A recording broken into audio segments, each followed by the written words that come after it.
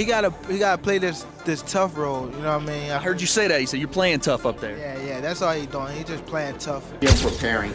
I think the rematch with Roach versus Gervonta can actually be more exciting than the first one. In my opinion, I've said this many times. Quoted saying that it doesn't matter how much money a man has, he can still be jealous. Like, why Floyd would be jealous of Gervonta Davis? During the press conference, Gervonta Tank Davis erupted with visible frustration after witnessing Floyd Mayweather seemingly throw his support behind Lamont Roach. Davis didn't hold back, accusing Floyd of consistently pulling stunts like this even during their days working together under the same promotional umbrella. He described Mayweather's actions as part of a long-standing pattern of undermining him publicly, suggesting that the root of these problems runs deeper and dates back years. The confrontation exposed the unresolved tensions that have simmered between the two boxing icons, further widening the gap in their once close relationship. Floyd outdoing him. He always been like that. You know what I mean? So I gotta focus on what I'm focusing on. He already did what he had. One particularly infamous moment that still resonates with Davis was when Mayweather strategically planned an exhibition fight to coincide with Davis's own press conference. This move appeared deliberately timed to draw media attention away from Davis and put the spotlight back on Mayweather. Davis didn't hesitate to respond publicly, accusing Floyd of being driven by jealousy and self-promotion. He argued that Mayweather consistently prioritized his own visibility over supporting the very fighters he mentored. The recent outburst at the press event has reignited this narrative, spotlighting a lingering rivalry that refuses to fade. Floyd, I want to switch gears real quick, man. Gervonta said, I'm not signed to a single soul. So is Tank now a free agent, or is he still signed with Mayweather Promotions? Well, this is the Mayweather-Davis press conference. So I'm here to talk about Dubai. I'm here to talk about entertaining the people, having fun, and I'm not here to talk disrespectful or bad about any fighter. You know, they say America is the land of the free. You know, so we live, we love, and we keep striving each and every day. That's what life is about. When a matchup between Frank Martin and Gervonta Davis was first brewing, Floyd shocked many by siding with Martin.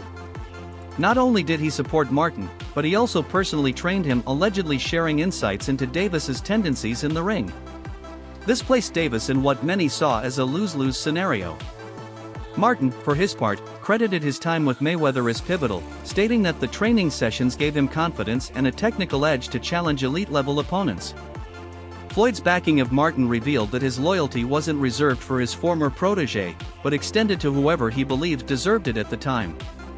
Remember you talking about doing the pad work with Floyd, and he said you got the speed and the power to be a world champ. What did that do for your confidence? You can hear that from anybody, but Floyd is Floyd. It was just motivation, you know, because at that time too, man, I ain't had that IQ that I got now. So at that point, I was just really going off natural athleticism. So for him to tell me at that time, getting deeper in my bag, trying to understand the game. It's not like basketball where you got to depend on people. It's not like football. Like, the work that you put in reflects directly with your results. People don't even know the amount of hours that y'all put into this. We ain't got no backup. We got a bad day, whatever. We ain't got nobody to come through for us. It's all on you. Davis has voiced his frustration over what he perceives as Mayweather's difficulty in celebrating other fighters' success, particularly when it isn't centered around him.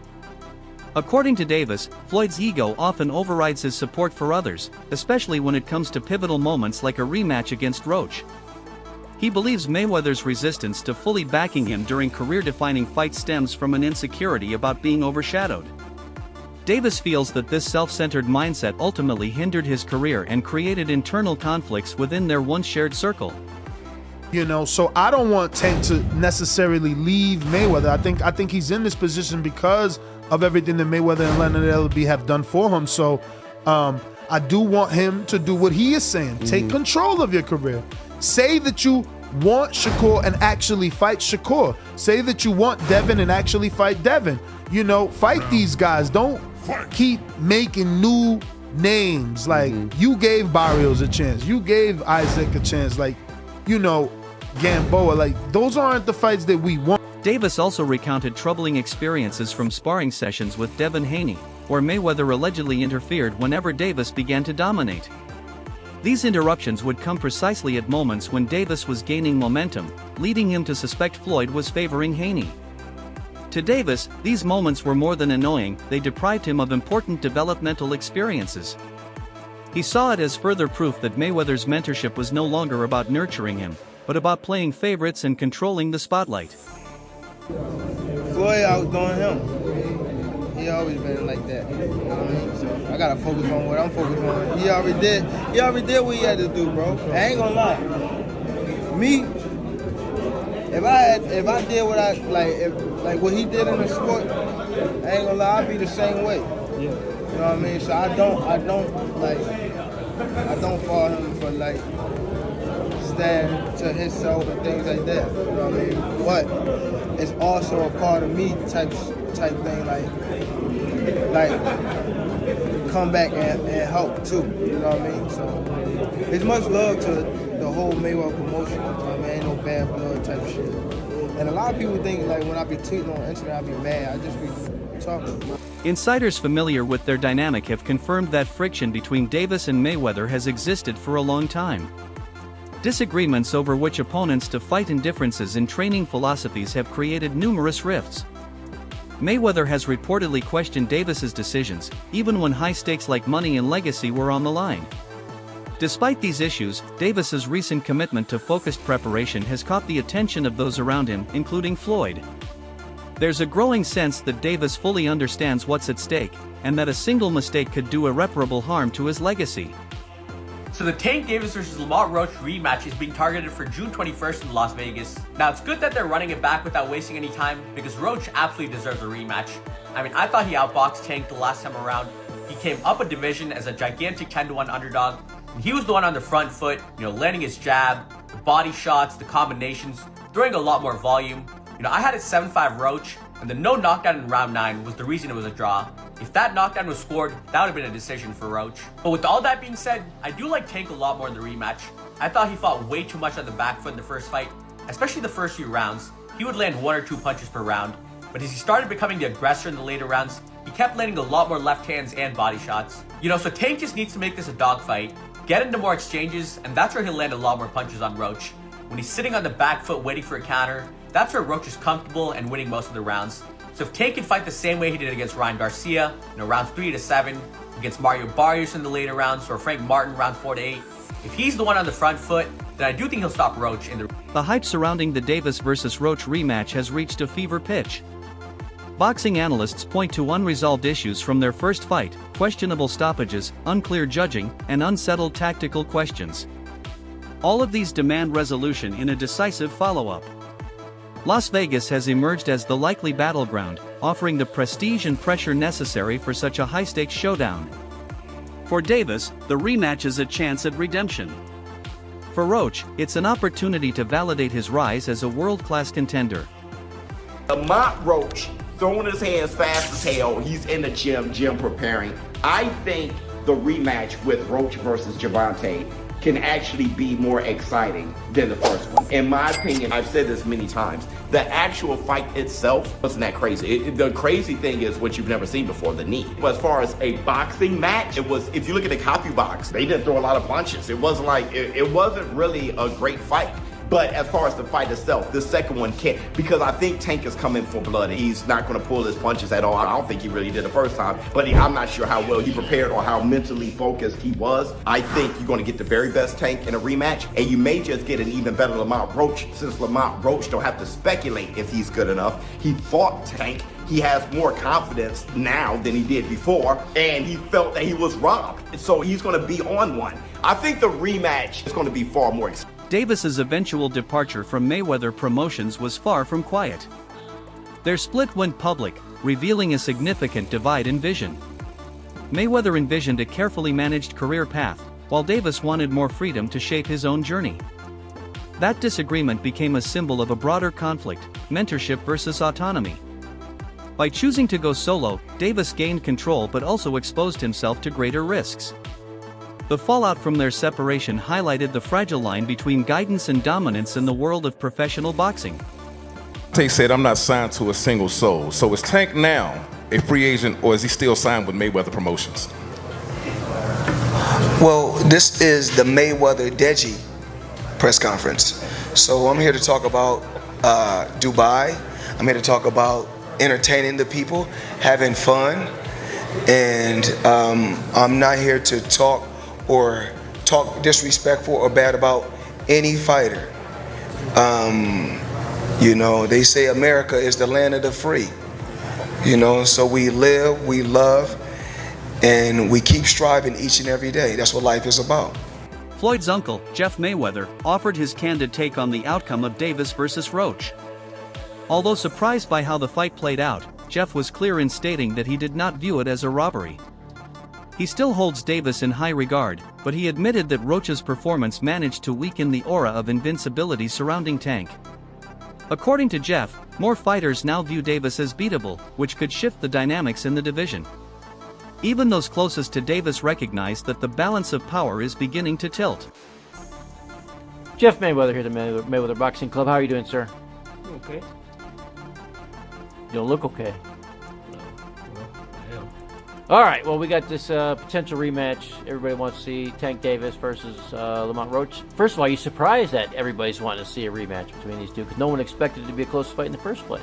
That much is true. Me, myself, I mean, I'm a big Tank fan, and I was shocked. I was shocked at the outcome of the fight. Who did you have winning the fight? I didn't look winning the fight. Do you consider it robbery, or do you lean Roach and are cool with the draw? I wouldn't say it was a robbery. I mean, the fight was close. But if I was a judge, I would have gave Roach the fight. Talking about this rematch,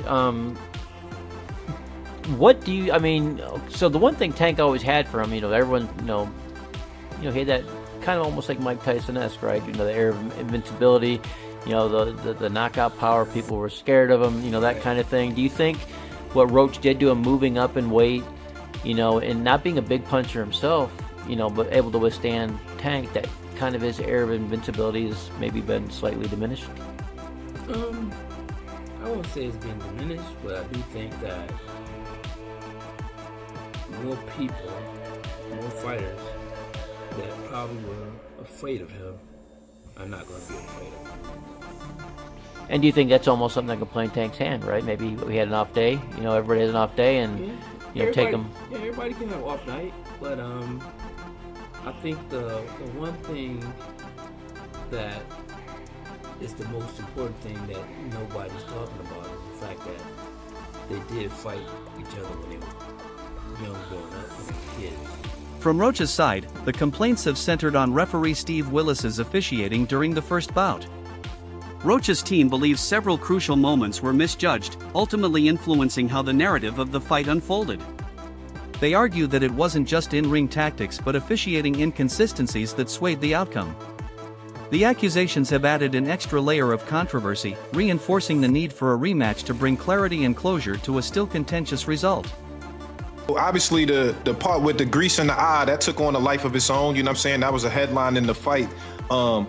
One is, what did you think when he said that initially, just like the grease in the eye? But two is like, when you was in the fight, was there any point that you saw that? Like, did you see like him kind of messing with his eye, or did you have any indication that that was something that was bothering him? No, see, and that's the thing. If you look at the whole fight, he was never bothering his eyes before I jabbed him. Even that right hand that, that kind of landed, he kind of rolled with it. But after that, you could see him wipe his eye. And then, right after I hit him with the jab, you could see him wipe his other eye. So it's like it was corresponding to which hand that I punched him with and exactly which eye.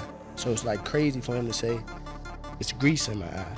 And I think even when he say that, you could see me, because I'm right beside him, you can see me like, nigga, what you talking about? So, but you say you don't think he willing though. Whatever. See, but who cares? Like, sweat gonna get in your eye, blood gonna get in your eye. Yeah, it don't matter. Spit fuck around and get in your eye. You know what I'm saying? But it's not like you can be like, all right, time out, ref. Hold on, ref. You can't do that. Right. Would you be cool with Steve Willis doing the next fight? Hell no. He can't do the next fight. No, he can't do the next fight. Right. No. Pops is a no? Hell no. Fuck that nigga. Yeah. You know how many Coach Ben on him, man. He lucky he ain't running Coach Ben after that fight. But look how many times he fucked the fight up though. The knee, him going to the corner to get assistance, like who knows? Not saying that they did any cheating shit or nothing like that. But like he wiped his face with a towel. You can't do that. Right. You can't do none of that. Right. That's a disqualification. You turned your back on the ref after you took a knee. Usually the ref will be like, all right, he don't want to fight no more. Fight. Top lightweight contender Shakur Stevenson entered the discussion by praising Lamont Roach's performance. Having sparred with Roach himself, Stevenson noted the high-level defensive awareness and ring intelligence Roach brings to the table. He believes Roach's speed and calculated style are uniquely suited to counter Davis's power. Stevenson's insights have elevated the perception of this matchup, framing it less as a slugfest and more as a strategic chess game between two contrasting skill sets. Both saying like, you know, that's something that y'all would do. You sparred Lamont before, right? For sure, yeah. Actually, he was the one who got me ready for Oscar Valdez. Oh, Lamont Roach did? Lamont Roach was the guy who really got me ready for that fight. What was the work like? It was good work. You know, honestly, that was one of the reasons why I bet tonight. Because I knew what I was in the ring with. Like, I knew that he wasn't no pushover, he wasn't no slouch. And when I seen that, I said, okay, when he fight Tank, I know that it's going to be the fight that I assumed it to be honest. Hold on, because you was saying that, I ain't gonna lie, you was on Twitter been saying, like, you feel like, I don't know, you didn't say Lamont was gonna win, but you just kept making it like, you know what I'm saying? I don't even know what you were saying, but you kept alluding to Lamont was gonna do something. So, like, you saying you seen this, the way the fight played out based on how your sparring session went? I'm not gonna say how the sparring session went just because of the fact that I'm a different fighter than what Tank is. Yeah. And it's like sparring and fighting two different things. But I knew what I was up against when I was sparring him. Like, I knew the skill level. And I also, like, I watch boxing, so I'll go back and watch. And these guys go back and watch, and they looking like, okay, well, he was in front of this guy, so it was this, but styles make fights. And I know that Tank is shorter. He's fast, but Lamont got good defense. And I just knew exactly how that fight was gonna go. I told everybody that Lamont was gonna be the one pushing forward. Tank was gonna be the boxer, and it literally looked exactly how I thought it was gonna look. How did you see the actual fight? Like, let's break it down, because you was ringside. You sat. I saw you on Twitter. They showed the videos of you ringside. What did you see in the fight? Shit, I kind of seen Lamont winning. I really felt like he was in control of the fight. Former champion Gary Russell Jr. offered a more tempered view, acknowledging that while Roach fought admirably and met Davis punch for punch, he didn't quite do enough to decisively win over the judges. According to Russell, a true victory means controlling the pace and tone of the fight from beginning to end, something he felt Roach only did in flashes. His remarks underscore that the upcoming rematch needs to offer a definitive resolution, not just another round of inconclusive action. Doing the interview circuit, right, kind of being a little bit out of character leading into the rematch. Do you think, and this is what Mill City asked, do you think that is something you guys are taking in consideration in preparation for the fight? And what Kenny Ellis said was, look, man, we're not falling for the banana in the tailpipe. We know what Lamont Roach brings to the table, and he says that Lamont Roach is, we're not believing that he's out there drinking or blowing up a bunch of weight and all of that. You know, he says what most people say, hey, we're going to prepare for the best version of Lamont Roach that is going to, that'll come for us. But the way that he saw the fight coming out was he said he sees it like the fight before, a lot of really crisp shots landing. And the fight is going to be similar, but hey, the fight at the same time is going to be very different. Now, I just happen to have a very good friend named Phoenix the Assassin who breaks down fights for me. He's a trainer. got a world-class eye for fights.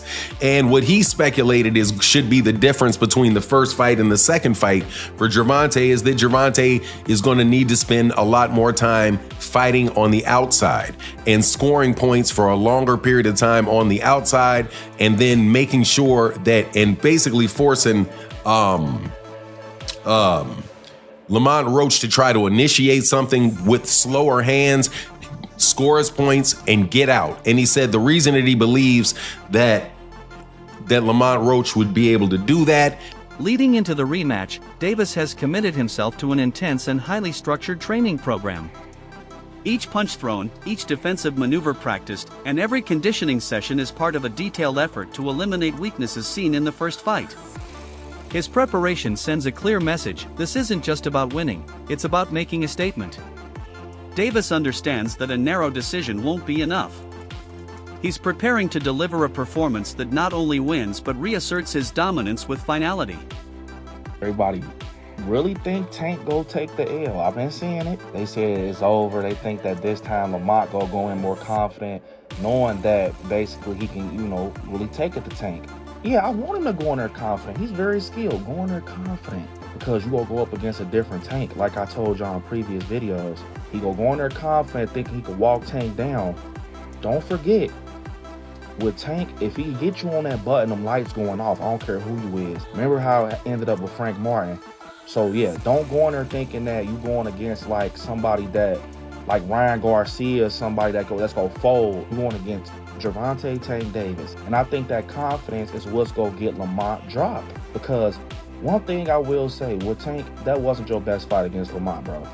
I feel like you was in your head too much, you was overconfident, and you was really just, your mind was in y'all story, the lore and everything with y'all history. You ain't going there like I'm fighting a stranger. You going there like, oh, this Lamont, this from the same camp, we from the same area. But now I think that whole situation woke him up, because you gotta think, Tank not used to losing. He not used to people being against him. He not used to being the one that like gotta step back from a situation. That's why I think he's being hushed right now, because when he come this time, it ain't no talking. And that's why I think it's scary, because we never see Tank in that mode where he don't say a word. I think this gonna be a different Tank. And what's crazy is Tank used to be like that in the beginning, like when he was with Floyd.